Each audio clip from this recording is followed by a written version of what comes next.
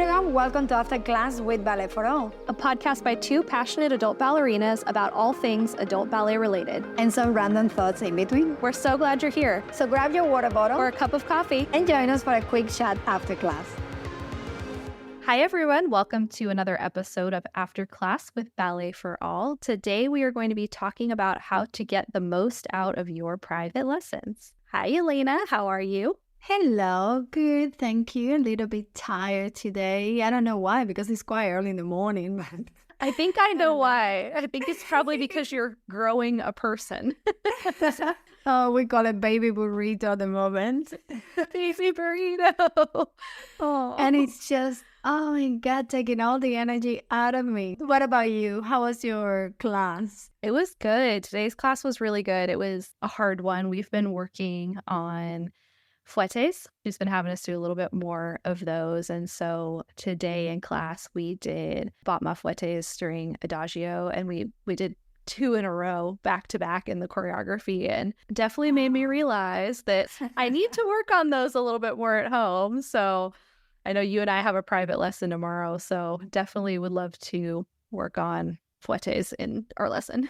Definitely. That's such a great way to use your private lessons, Hannah. Like getting what you get on the group classes in your in-person lessons and just like, okay, that's what I want to work and improve. So you know that it's doable, you know that it's challenging, but definitely doable. So yeah, that's awesome. Yeah, we're going to work on that tomorrow.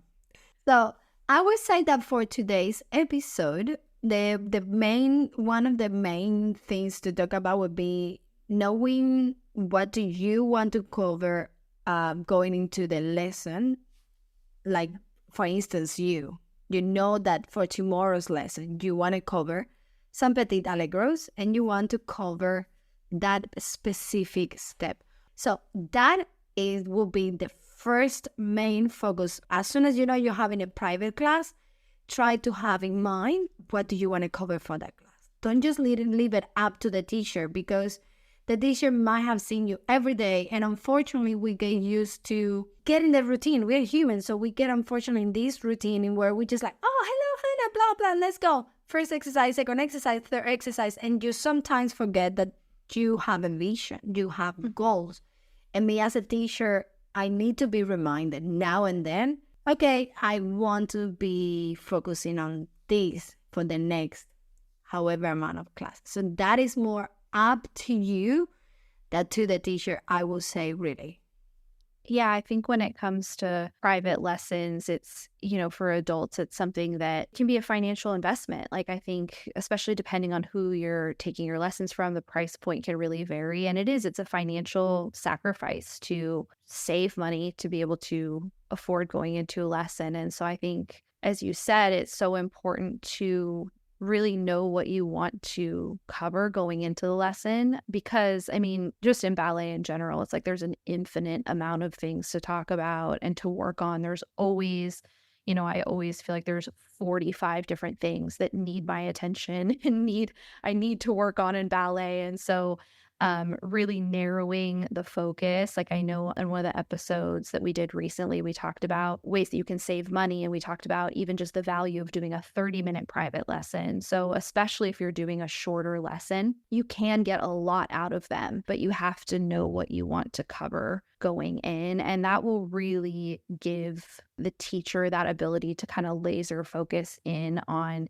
giving you the most for the time that you've booked. And I think, obviously this might go without saying, but not just knowing what you want to cover, but making sure you're communicating that to the teacher in advance so that they have time to prepare.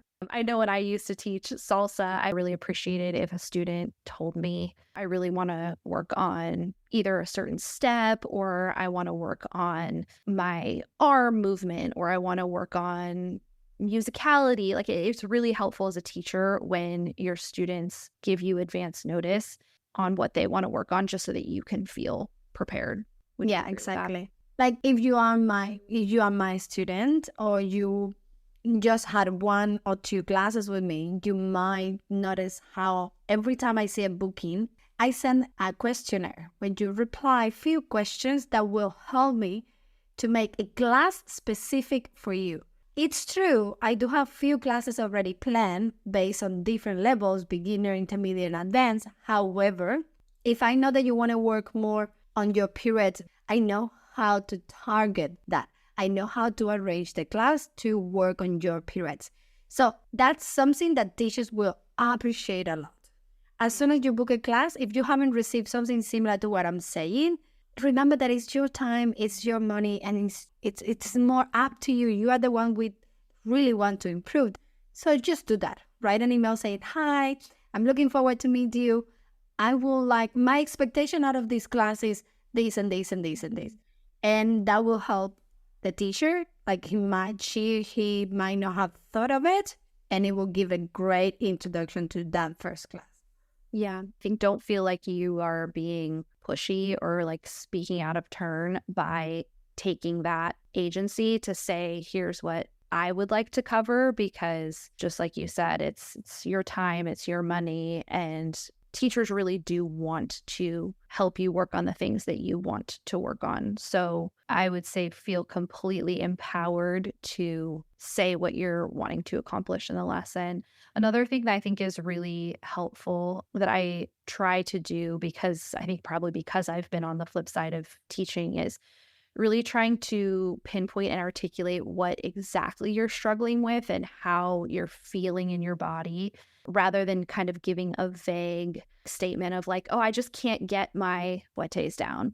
Making it a little bit more nuanced in something like, Specific. For me right now, something a little more specific of like, I'm having a hard time finding the balance coming out of a fouette, like landing a fouette, I'm feeling off balance, versus just like, oh, I just can't get them. Because I think, again, when you're trying to get as much as you can out of a private and potentially a 30-minute private, so even a short period of time, it's really helpful for the teacher to not just know that you're generically struggling with a move, but what are you feeling in your body that they can really help you target how to fix that specific thing. Because I think most dancers would agree, like there's a difference between what you're seeing, even when we're looking at the mirror in our own bodies. Like things can look one way and feel a totally different way.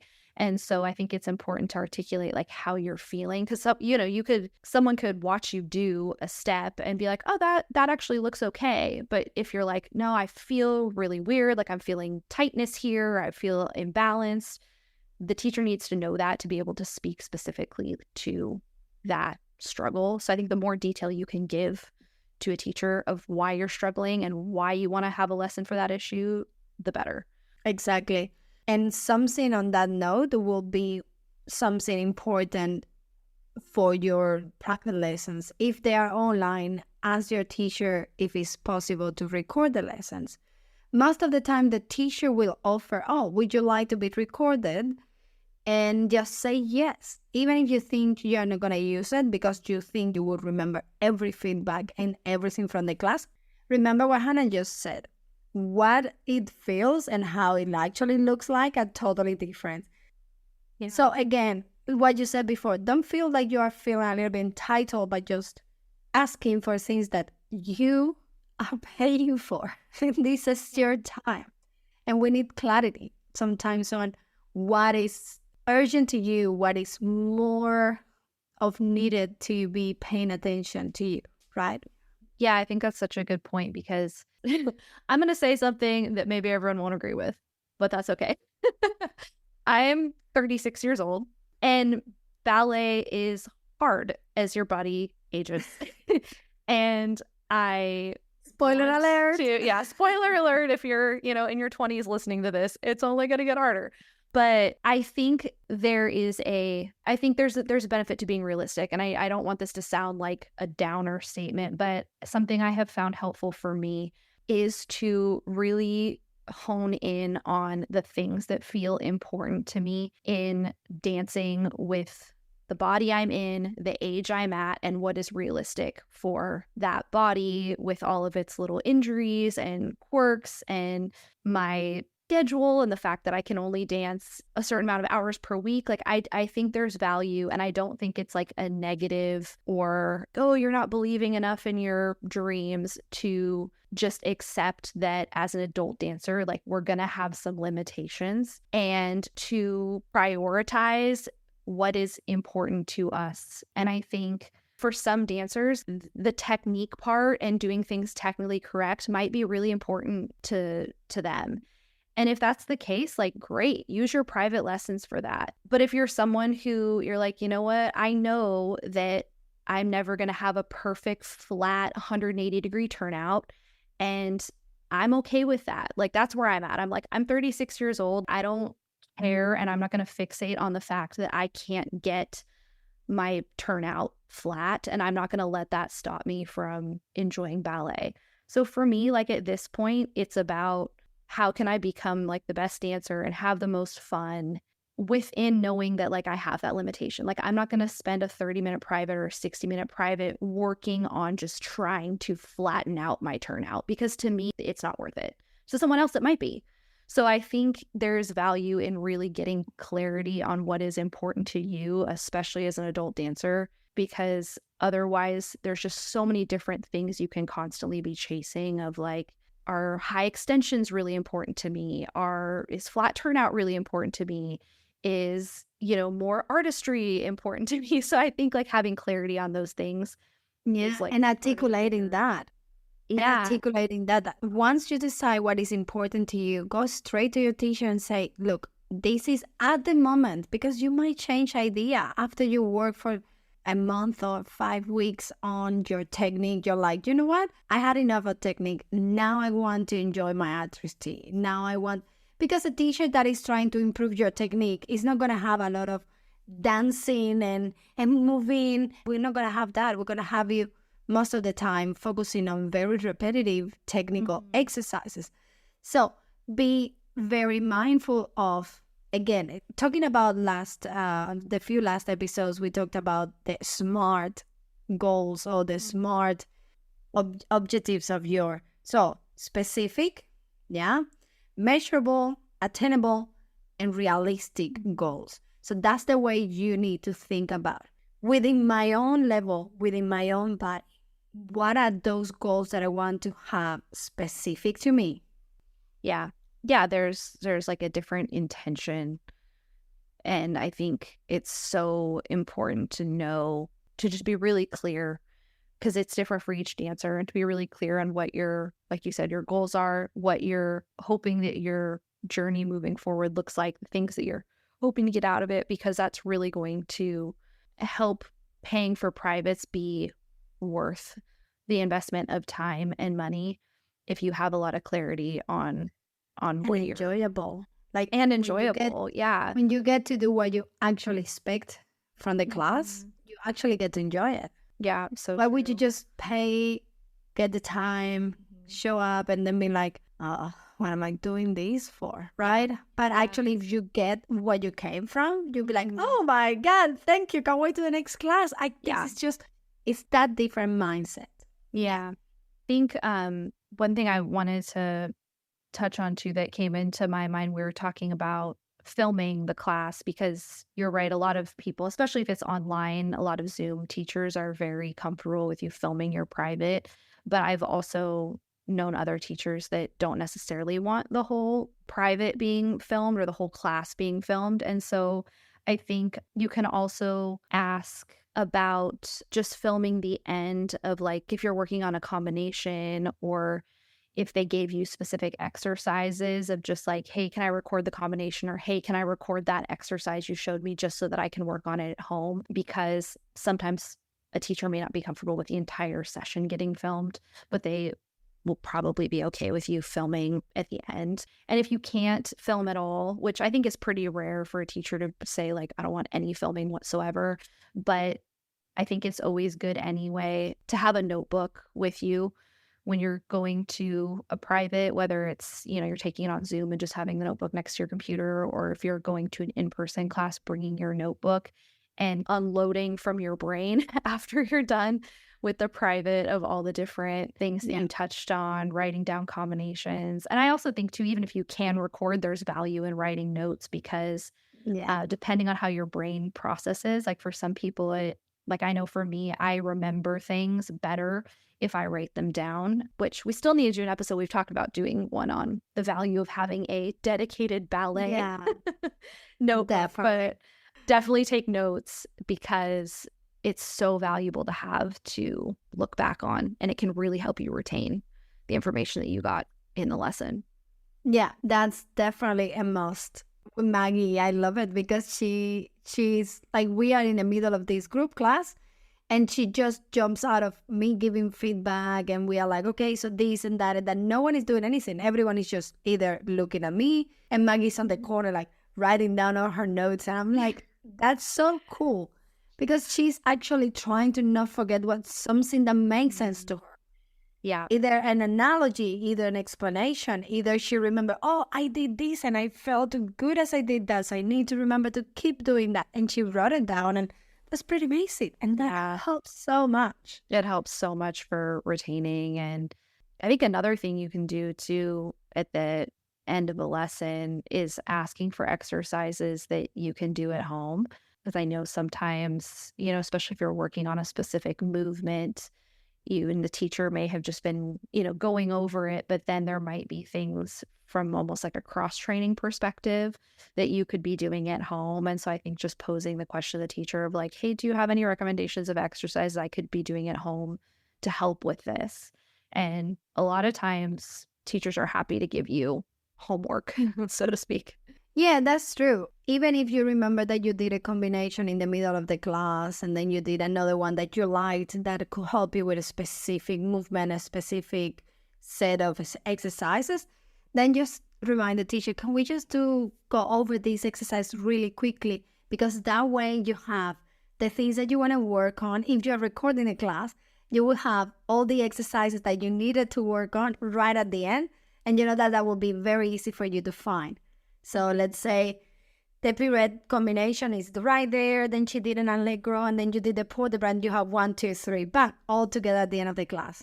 Yeah, just reviewing them continuously at the end of class so that if you have it on video, it's really easy to just go back and play that last part and see. Yeah, that's a great tip. I think too, one of the things we talked about when we were talking about doing this episode that you had mentioned, you have a student who does this, and we were just talking about what a great way of doing your privates is to intentionally space out your lessons so that you have time to really work on the things that you covered in your lesson versus doing them too quickly and not having even enough time to implement the things that you gained from the lesson. Yeah. So for instance, if you're given a gift card of 5 classes and you know that you might not be able to have those 5 classes in another 5 to 6, 7 months, just have 1 class a month. And that way, and to me, I do not mind my students to be in constant contact with me. I don't have the time to go over a video call with you for 25 minutes, but I do have time to send you audios or send you videos, quickly videos of like, oh, look, this is what the foot is meant to feel like. This is what the arms are meant to look like. Or just send me a quick video and me giving you feedback on that. I might take 1 day or 2, but I would do it. So you can take 1 class 1 month and then had an entire month to either use the time from that recording to memorize the steps, take the feedback that I gave you, and then make your SMART goals for the next class. A specific comments that you want, specific steps that you need. And then that way you space out 1 month between one class and the other one. And you didn't waste your time. You worked towards improving everything that we talked into the last class, memorize the same combinations, and once we come to this class today, it's not like, oh, your mind is like in the air and you don't know what we're going to do today. No, you're ready, you know the combination, you know the exercises, you work on the musicality, all that. And today's class, I might give you new feedback that is going to be useful for you to then, in a month time, have that ready to receive your next. Yeah, it's such a great way of being able to stretch your budget If you have a limited budget for privates, which I think most of us do, there's not an infinite amount of money floating around for ballet, although I wish there was, but most of us are working within some sort of a budget. And so that's a great way to stretch it, is to not feel like, oh, it's only worth having privates if I can do them once a week, or it's only worth having them if I can do them, even every other week. It's like, it's worth getting a private to me. I think, like you said, even if you can do it once every month, once every couple months, it's still worth it, especially if you're using and doing all these things that we've talked about as far as, asking for exercises to do at home and taking notes and things like that. You really should come out of the private with things that you can be taking action on and doing in the meantime between now and your next lesson. And so it's definitely not a wasted experience to get a private, even if you can't do them super frequently. Yeah, exactly. A private class, even if it's just one and you just got that chance, as long as you know what you want to get out of the class, it's still worth it. This is still an amazing way to improve your technique. We really hope that this was helpful for you guys.